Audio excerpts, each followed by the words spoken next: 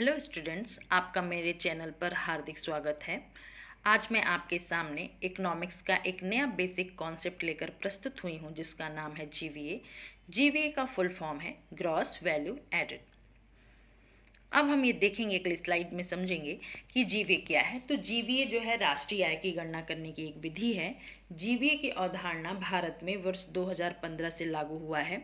भारत के द्वारा वैश्विक स्तर पर जो राष्ट्रीय आय को के आकलन की जो विधि है उसका अनुपालन करने की कोशिश की गई है, जिससे कि हम भारत में विदेशी निवेश को आकर्षित कर सकें। जीवीए से पहले भारत में राष्ट्रीय आय की गणना करने के लिए या अर्थव्यवस्था का परफॉर्मेंस देखने के लिए या अर्थव्यवस्था के विभिन्न क्षेत्रों के द्वारा कितना उत्पादन किया जा रहा है इसका माप करने के लिए हम जीडीपी का ही प्रयोग करते थे। हमने अपने प्रीवियस वीडियोज़ में जीडीपी की परिभाषा पर डिस्कशन किया था और अभी हम इसे एक बार पुनः इसकी परिभाषा रिवाइज करेंगे। तो जीडीपी की क्या परिभाषा है कि एक निश्चित समयावधि के भीतर किसी देश की भौगोलिक सीमा के भीतर उत्पादित अंतिम वस्तुओं और सेवाओं के बाजार मूल्य का कुल योग ही क्या कहलाता है, जीडीपी कहलाता है। वहीं जीवीए क्या है?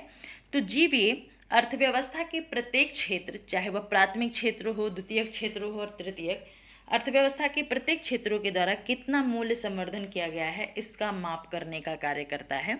GVA measures the total value added by each sector of the economy. आपको पता है कि आपकी इकोनॉमी में 3 प्रमुख क्षेत्र हैं। पहला है प्राथमिक क्षेत्र, दूसरा है द्वितीयक क्षेत्र और तीसरा है तृतीयक क्षेत्र। प्राथमिक क्षेत्र के अंतर्गत कृषि एवं उससे संबंधित क्रियाएं आती हैं, द्वितीयक क्षेत्र के अंतर्गत औद्योगिक क्रियाएं आती हैं और तृतीय क्षेत्र के अंतर्गत सेवा संबंधित क्रियाएं आती हैं, जैसे hotel, restaurant, bank, real estate, tourism आदि चीज़ें इसके अंतर्गत आती हैं। यहाँ हम जीवीए का क्या फार्मूला है इसको देखेंगे। तो निकालने का, the value of output minus the value of intermediate consumption, यानी कि वस्तु की कीमत में से अगर हम उस वस्तु के उत्पादन में जो कच्चे माल लगे हैं या रॉ मटेरियल लगे उसकी कीमत को घटा दें, या हम कह सकते हैं मध्यवर्ती वस्तुओं की कीमत को घटा दें, तो हमें यह पता चल जाएगा कि अर्थव्यवस्था में कितना मूल्य संवर्धन हुआ है। इसको हम एक उदाहरण के द्वारा समझने की कोशिश करेंगे। नीचे उदाहरण में ब्रेड बनाने की पूरी प्रक्रिया दी गई है। तो बाज़ार में अगर वीट, मान लीजिए बाज़ार में वीट जो है वो 20 रुपीज़ पर केजी मिल रहा है। फ्लोर मिल क्या करेगी, बाज़ार से वीट को खरीदेगी और उसका क्या करेगी, फ्लोर बनाएगी और फ्लोर बना के वह मार्केट में इसको 30 रुपीज़ पर केजी बेचेगी। और जो ब्रेड बनाने वाली कंपनी है, अब वो क्या करेगी, बाज़ार से फ्लोर खरीदेगी और उसको ब्रेड बना करके 50 रुपीज़ में मार्केट में बेचेगी। अब हम यहाँ देखेंगे कि वीट से फ्लोर बनाने की प्रक्रिया में 10 रुपये का वैल्यू ऐड किया गया और फ्लोर से ब्रेड बनाने की प्रक्रिया में 20 रुपीज़ का वैल्यू ऐड किया गया।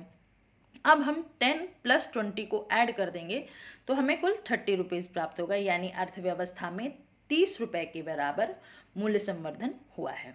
ये आपको क्लियर है?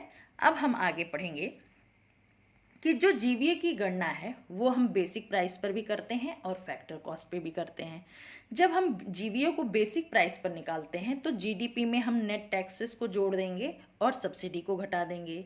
वहीं दूसरी तरफ जब हम जीवीए की गणना फैक्टर कॉस्ट पर करते हैं तो जीडीपी में हम सब्सिडी को ऐड करेंगे और नेट टैक्स को घटा देंगे। जीवीए से पहले इकोनॉमी का परफॉर्मेंस देखने के लिए या इकोनॉमिक आउटपुट, ओवरऑल कंट्री का इकोनॉमिक आउटपुट कितना है ये मेज़र करने के लिए हम जीडीपी को फैक्टर कॉस्ट पर निकालते थे। लेकिन 2015 से हम जीवीए का प्रयोग करते हैं, जीवीए को बेसिक प्राइस पर निकालते हैं जो अर्थव्यवस्था के विभिन्न क्षेत्रों के उत्पादन की माप करता है। जीवीए का डेटा हमारे लिए इम्पॉर्टेंट क्यों है?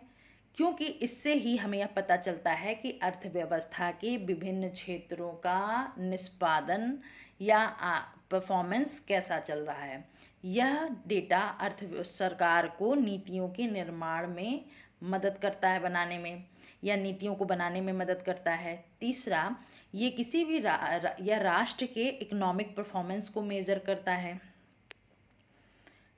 अगला, जीवी अगर हम ग्लोबल लेवल पे जो प्रैक्टिस है राष्ट्रीय आय की गणना करने की जो विधि अगर हम अपने कंट्री में से फॉलो करते हैं तो इससे क्या होगा, विदेशी निवेश हमारे यहाँ आएगा।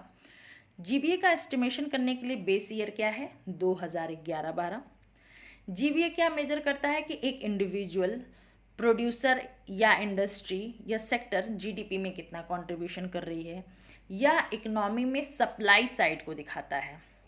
और जो नेशन का अकाउंटिंग बैलेंस शीट है उसमें इसकी एंट्री इनकम साइड में होती है। जीबीए का जो डेटा है वो नेशनल स्टैटिस्टिकल ऑफिस के द्वारा क्वार्टरली एवं ईयरली बेसिस पर जारी किया जाता है। जैसा कि हम लोगों ने पहले भी डिस्कस किया है कि नेशनल स्टैटिस्टिकल ऑफिस वर्ष 2019 से कार्य कर रहा है। इससे पहले एनएसएसओ प्लस सीएसओ को मिलाकर इसे बनाया गया है। जो जीबीए का डेटा है वो हम कुल 8 क्षेत्रों से इकट्ठा करते हैं, और ये 8 क्षेत्र निम्न अगली स्लाइड में दिए गए हैं जिसे हम पढ़ेंगे। पहला है एग्रीकल्चर, फॉरेस्ट्री एंड फिशिंग। दूसरा है माइनिंग एंड क्वेरिंग। तीसरा है मैन्युफैक्चरिंग। चौथा है electricity, gas, water supply and other utility services. पांचवा है कंस्ट्रक्शन। छठा है trade, hotels, transport, communication and services related to broadcasting. Seventh है financial, real estate and professional services. और आठवां public administration, defence and other services. अब हम अगले स्लाइड अपने लेक्चर में ये डिस्कस करेंगे कि राष्ट्रीय आय की गणना करने के लिए कौन सी विधि बेहतर है, जीडीपी या जीवीए। अगर आपको कोई डाउट है तो आप अपना क्वेश्चन कमेंट बॉक्स में लिख सकते हैं। इसके साथ ही अगर आपको कोई सजेशन देना है तो वो भी आप कमेंट बॉक्स में लिख सकते हैं। Thanks for watching. अगर आपको ये वीडियो पसंद आता है तो आप इसे लाइक करिए, शेयर करिए और सब्सक्राइब करिए। Thank you.